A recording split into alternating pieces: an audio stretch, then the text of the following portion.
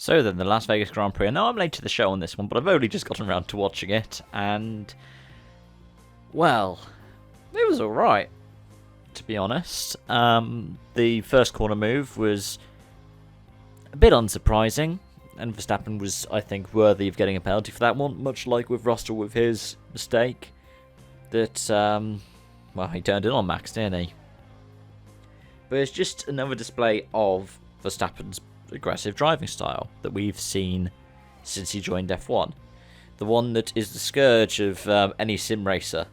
The kind of, we are going to crash if you don't back out. And, I mean, I'm not a fan of it. I think I'm less of a fan of it because we've seen the knock-on impact of it in, well, I mean, for me, in sim racing, but we see it at club level as well. We see it in lots of other levels on top of that, but you see so many people think they're the next Max Verstappen going for a dive bomb and it not coming off, and then they're surprised when they got an absolutely monumental penalty. But it's just the way he drives, and you can see how drivers are having to adapt their styles to battling with him in that kind of way. I mean, Leclerc's move on Perez at the end of the race, that was brave. It was a nice move. But drivers are having to start to do that more and more and more because that's how they can match Max. Elsewhere, I did feel a bit for George. You know, he passed Ocon for fourth on the last lap and then drops behind his own teammate who had to recover for a puncher when he and Piastri tangled. But yeah, I don't know. I think the main thing that I can take away from this race is it wasn't as bad as people were going to say it was.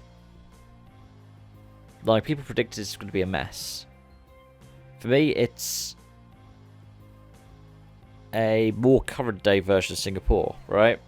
Because it's got a similar kind of layout to Singapore in a way. It's supposed to be this kind of spectacle. And it's wider. So it's designed more with these F1 cars in mind. Now, do I think it's got the perfect overtaking opportunities? No. But it's a street circuit, so usually F1 gives a bit of plausible deniability on that one. They're like, well, we can't, build overtaking opportunities into a street circuit.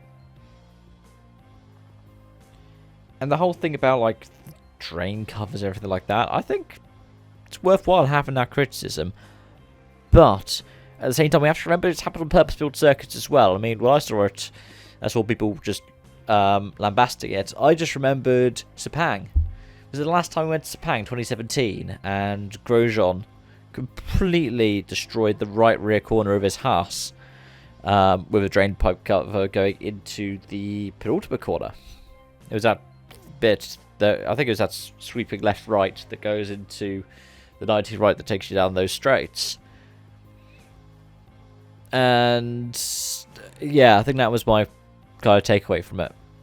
There are definitely things that need to be learned about, but it shows that we can do street circuits, and actually informs a debate that I'm probably going to do in another video at some point. But as always, let me know your thoughts in the comment section down below. Thank you so much for watching, and I hope to see you again soon.